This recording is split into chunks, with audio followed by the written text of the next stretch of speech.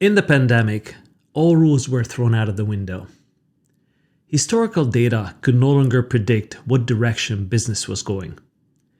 Traditional cost-cutting playbooks helped companies stay afloat, but they did not help them get ahead of the competition in this chaos. Yes, we've all seen it.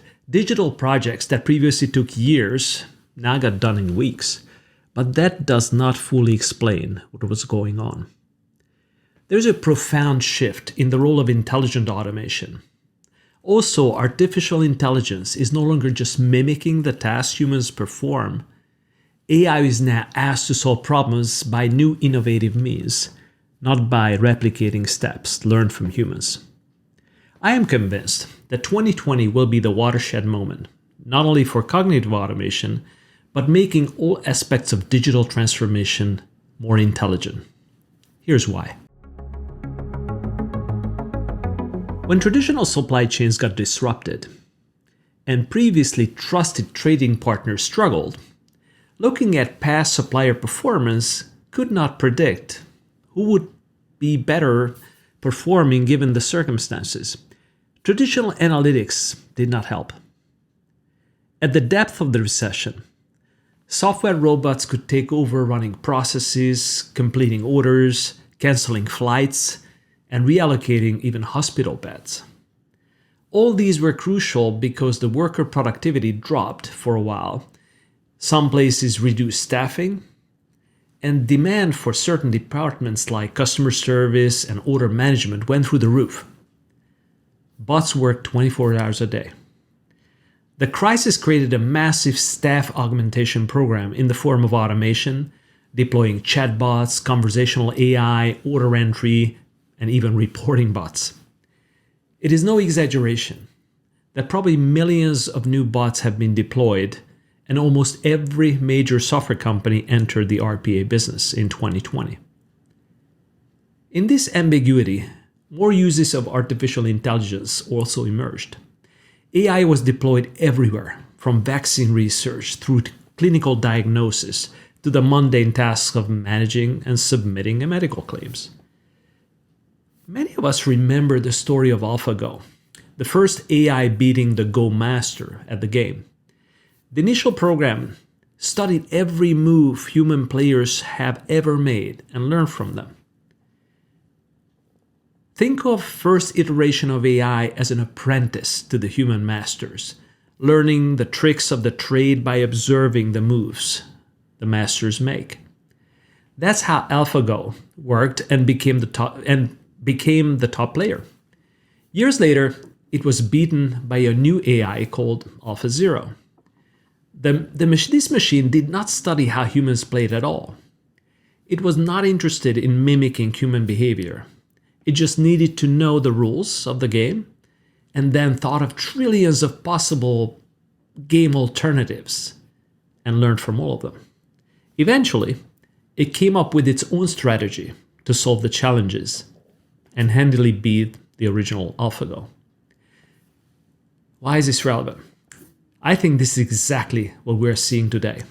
AI is developing emerging qualities and its own strategies for solving problems, whether it's disease diagnosis or supply chain routing. Often the original programmers no longer understand how the actual solutions come about. Scientists are increasingly studying the workings of AI neural networks and deep learning systems the same way neurologists study brain functions. They understand the underlying mechanisms but can be amazed and puzzled by the actual outcomes. This is most prominent with OpenAI research like GPT-3. This AI can write poems, brand new scientific papers, summarize complex topics, and often the programmers are not exactly sure how. 2020 prompted us to give AI several problems to solve for which we haven't had rulebooks. To put it simply, we would not know how to solve them. AI played a part in finding the COVID vaccine, diagnosing cancer in the midst of the pandemic, but also rerouting high-tech supply chains from China to the US via Brazil, because that's what made most sense to it based on the patterns it observed. We are also seeing AI generate new types of analytics.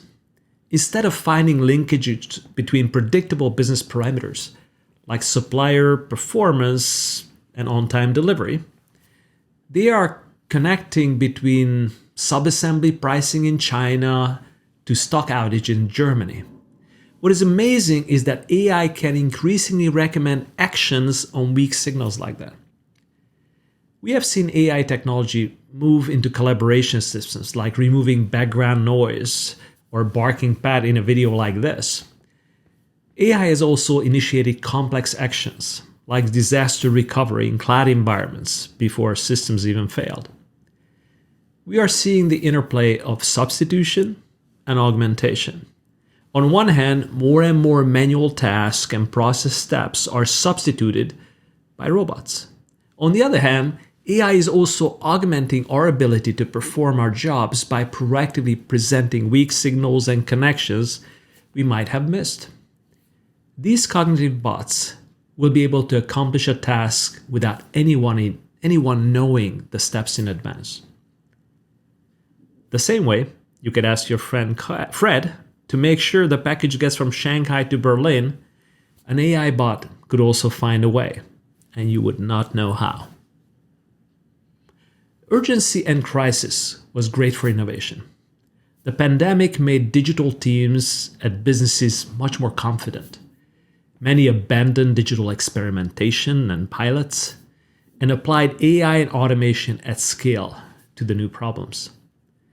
This once and for all dispelled doubt that most of these technologies are now mainstream and at enterprise scale. My prediction is that companies that are stuck in experimentation mode will never catch up. The digital leaders have gained too much momentum. COVID created a massive shift to the digital-first business models. The rewards of the digital winners are here for all of us to see. Domino's grew by almost 20%, while the restaurant sector collapsed.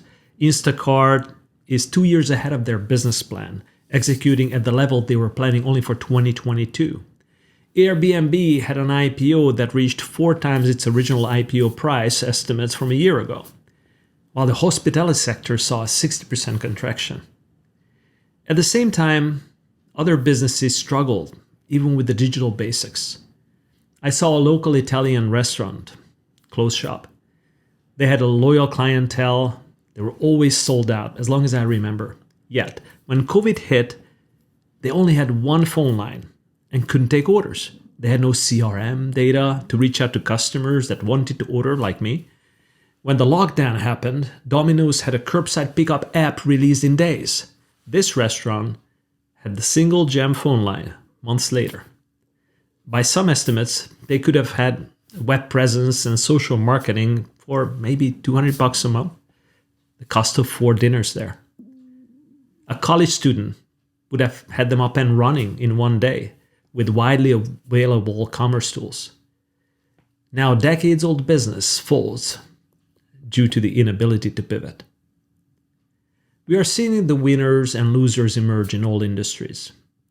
It turns out that in every sector, digital leaders are recovering despite the overall industry outlook. I was talking to a CIO who said they tried digital transformation and it just didn't work. Some rationalized that digital transformation is for digital native companies, but not for them. There are endless stories of businesses failing to go where their customers are going. Some luxury retailers had no e-commerce presence when the crisis hit, 20 years after the e-commerce category became mainstream. Digital is where the market is now. Not having a strategy for what I call the 7 digital C's is hurting the business. I believe that these competencies need to be core and not just an afterthought. Digital is how you do what you do.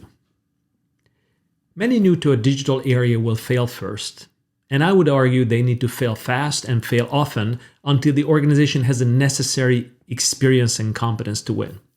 Too many companies give up on their digital teams after early struggles. There are 2 visible symptoms of this. One is under-resourcing, asking them to do small pilots that will not move the needle either way. The biggest problem with pilots is not that they can fail without major damage, the problem is that they can succeed without any major benefits. If you have to pilot, pilot big. Make it count. Talk soon.